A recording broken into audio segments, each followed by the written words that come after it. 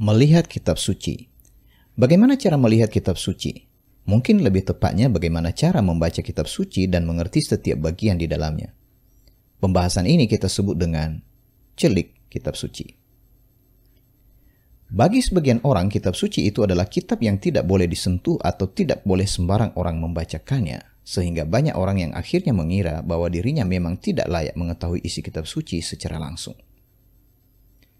Sebagian lagi melakukannya dengan rajin membaca kitab suci dan bahkan menjadikannya ritual seperti jadwal makan 3 kali sehari dengan membaca sejumlah pasal tertentu. Tetapi Isa pernah bersabda kepada para pendengarnya demikian, "Memang kamu menyelidiki kitab-kitab suci karena kamu menyangka bahwa di dalamnya terdapat hidup yang kekal. Kitab-kitab suci itu memberi kesaksian tentang aku, namun kamu tidak mau datang kepadaku untuk memperoleh hidup." Aplikasi utama dari celik kitab suci bukan karena membaca dan menyelidiki kitab suci setiap hari, melainkan dengan cara datang kepada Isa atau Yesus dan menerima Dia sebagai Mesias atau Al-Masih, Kristus, supaya mendapat kembali nafas kehidupan yang telah hilang akibat dosa.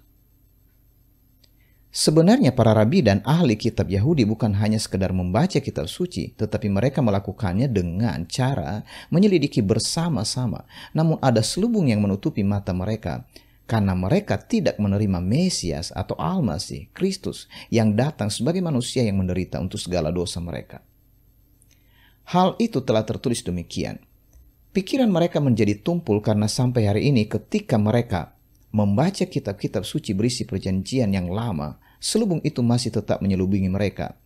Selubung itu tidak akan dapat terbuka kecuali di dalam Al-Masih. Bahkan sampai hari ini pun, pada saat mereka membaca kitab suci yang disampaikan melalui Musa, selubung itu masih menutupi hati mereka. Akan tetapi apabila hati mereka berbalik kepada Tuhan, maka selubung itu akan disingkapkan. Itu sebabnya percuma membaca, menyelidiki, menghafal, merenungkan, dan menerapkan serta mengajarkan atau mengkhotbahkan kitab-kitab suci tanpa lebih dahulu seseorang itu merelakan hatinya dicelikkan agar dapat melihat dan mengerti inti dari seluruh pesan kitab-kitab suci itu, yaitu pertobatan dan pengampunan dosa melalui berita Injil. Berita Injil yang dimaksud adalah Mesias yang telah menjadi manusia dalam diri Isa atau Yesus yang telah mati dan telah bangkit dari antara orang mati pada hari yang ketiga sesuai kitab suci. Banyak orang yang mengira bahwa dirinya sudah bertobat sehingga ada istilah KTP, yaitu Kristen tanpa pertobatan. Tetapi pertobatan yang tidak didahului dengan hati yang dicelikan oleh berita Injil tidak mencapai maksud hidup dalam Al-Masih. Itu sebabnya Isa bersabda demikian, telah tertulis, Al-Masih harus mati, tetapi akan hidup lagi pada hari yang ketiga. Telah tertulis pula bahwa atas nama Al-Masih itu, berita tentang pertobatan dan pengampunan dosa harus disampaikan kepada segala suku bangsa mulai dari Yerusalem. Kamulah yang menjadi saksi atas semuanya itu. Apa yang dapat disaksikan oleh seorang buta yang tidak celik kitab suci? Letak kebutaan manusia dan para ahli kitab adalah karena mereka tidak dapat melihat Injil dalam setiap kitab-kitab suci. Jadi jangan heran jika banyak orang Kristen yang mengaku pengikut Yesus sekalipun ternyata masih buta karena tidak dapat melihat inti dari setiap pesan kitab-kitab suci itu. Jika ada para pembicara yang mengatasnamakan dirinya sebagai hamba Al-Masih atau Kristus, tapi ketika mengkhotbahkan atau mengajarkan bagian-bagian dalam kitab-kitab suci tanpa menyatakan berita Injil yang jelas, maka orang itu sesungguhnya tidak celik atau masih buta.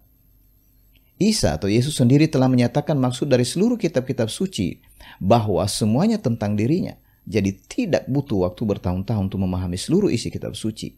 Hanya dalam waktu sekejap jika mata yang buta itu telah dicelikan. Lalu sabdanya kepada mereka, inilah yang kukatakan kepadamu ketika aku masih bersama-sama dengan kamu. Aku berkata bahwa semua yang telah tertulis mengenai aku harus digenapi, baik dalam kitab suci Taurat yang disampaikan melalui Musa, dalam kitab tulisan nabi-nabi, dan dalam kitab Zabur. Lalu ia membuat pikiran mereka menjadi terang sehingga mereka dapat mengerti isi kitab suci.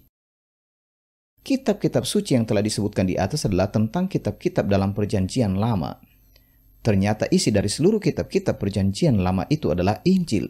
Dengan demikian, celik kitab suci diperoleh ketika seseorang menjadi sadar bahwa seluruh isi kitab-kitab suci yang diwahyukan itu adalah semuanya tentang Injil Isa Al-Masih. Jadi jika ada kitab yang tidak menyatakan Injil, maka itu bukanlah kitab yang diwahyukan Allah.